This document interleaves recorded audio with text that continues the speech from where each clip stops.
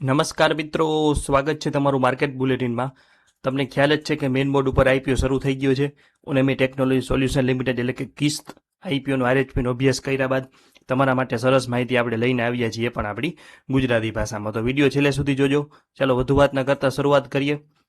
ઉનેમી technology solution જે કિસ્ત તરીકે જાણીતી છે, ભારતની અગ્રણી ડિજિટલ ધિરાણ આપતી કંપની છે, જે ખાસ કરીને યુવા અને મધ્યમ વર્ગના ગ્રાહકોને તેમની જરૂરિયાતો માટે મોબાઈલ એપ દ્વારા ઝડપી લોન આપે છે। અદ્યતન એઆઈ અને મશીન લર્નિંગ આધારિત અંડરરાઇટિંગ પ્લેટફોર્મની મદદથી કંપની 85% નવા ગ્રાહકોને માત્ર 10 મિનિટમાં લોન ઓફર કરે છે અને નાણાકીય વર્ષ 2023 થી 2025 દરમિયાન 79% વાર્ષિક વૃદ્ધિ દર એટલે કે CAGR સાથે સતત વૃદ્ધિ દર્શાવતી આ કંપનીનું AUM ડિસેમ્બર 2025 સુધીમાં 59,557.53 મિલિયન સુધી પહોંચી ગયું છે અને તે 47 ધિરાણ ભાગીદારો સાથે મળીને ઓનબુક તથા ઓફબુકનું સંતુલિત ભંડોળ માળખું ધરાવે છે।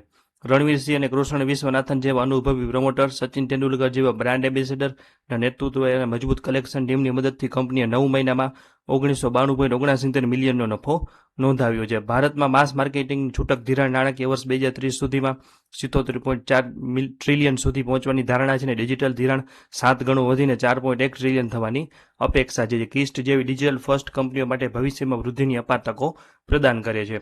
હવે આ તમને કંપનીની વ્યવસાય વિશે અને કંપનીની માહિતી વિશે ખ્યાલ આવી ગયો હશે। હવે વાત કરીએ ટાઈમ ટેબલની, તો 30 તારીખથી આઈપીઓ શરૂ થઈ ગયો છે, 5 તારીખે પૂરો થશે। 171 રૂપિયાનો ભાવ, 87 શેરની લોટ સાઇઝ, 925.92 કરોડનો આઈપીઓ છે, જેમાં 850 કરોડનો ફ્રેશ ઇસ્યુ છે અને 75 કરોડનો OFS છે। સ્મોલ એચએનઆઈની વાત કરીએ તો 1218 શેરની અરજી કરવાની રકમ થાય 2,08,278।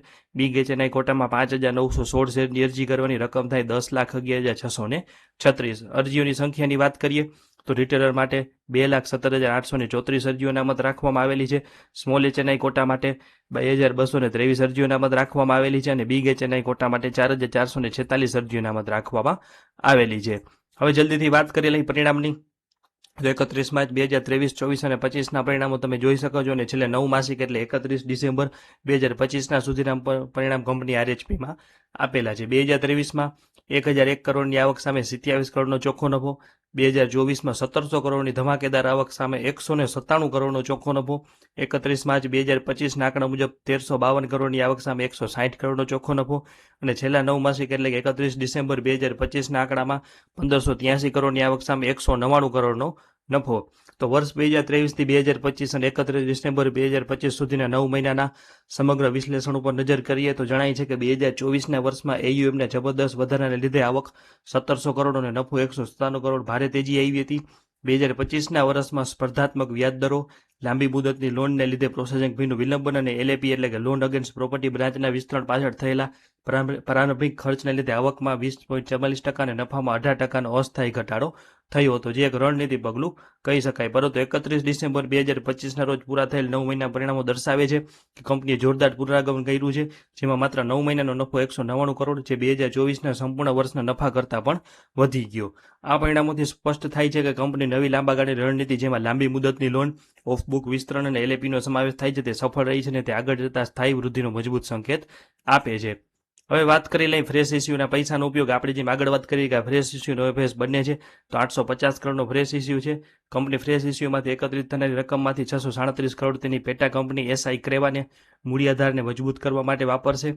SI ક્રેવાએ ભારતીય રિઝર્વ બેંક સાથે નોંધાયેલી NBFC હોવાથી તેને નિયમોનું પાલન કરવા અને પોતાનો ધિરાણ વ્યવસાય વધારવા માટે આ મૂડીની જરૂરિયાત છે। બાકીની રકમ, જે કુલ ભંડોળના 25% એટલે કે આશરે 212 કરોડથી વધુ નહીં હોય, તેનો ઉપયોગ સામાન્ય કોર્પોરેટ હેતુઓ અને કંપનીની અન્ય જરૂરિયાતો માટે કરવામાં આવશે। ટૂંકમાં આ ભંડોળ કંપની તેની નાણાકીય સ્થિતિ મજબૂત કરવા અને ભવિષ્યના વિકાસને વેગ આપવા માટે ખૂબ જ ઉપયોગી સાબિત થશે।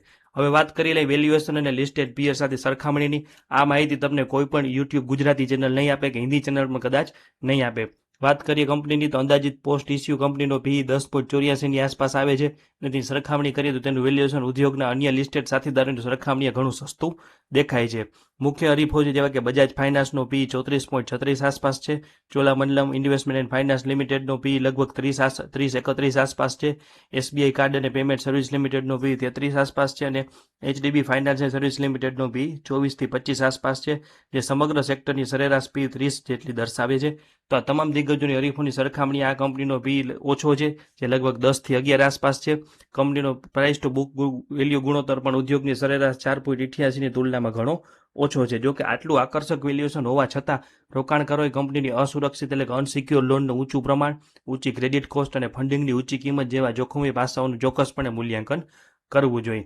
હવે જલ્દીથી વાત કરી લઈ 5 સારી અને 5 નબળી બાબતોની. તો સારી બાબતોથી શરૂઆત કરીએ તો 63.73 મિલિયન રજિસ્ટર્ડ યુઝર અને 11.17 મિલિયન ગ્રાહકો સાથે કંપનીની મજબૂત પહોંચ છે. ત્યારબાદ છે સચોટ જોખમ મૂલ્યાંકન અને ઝડપી અંડરરાઇટિંગ પ્રક્રિયા છે. 200થી વધુ ટ્રિગર્સ અને ડિવાઇસ ફિંગરપ્રિન્ટ દ્વારા છેતરપિંડી અટકાવવાની ક્ષમતા છે. કાર્યક્ષમ કલેક્શન મોડલ છે અને અનુભવી નેતૃત્વ છે. નબળી બાબતો પણ છે.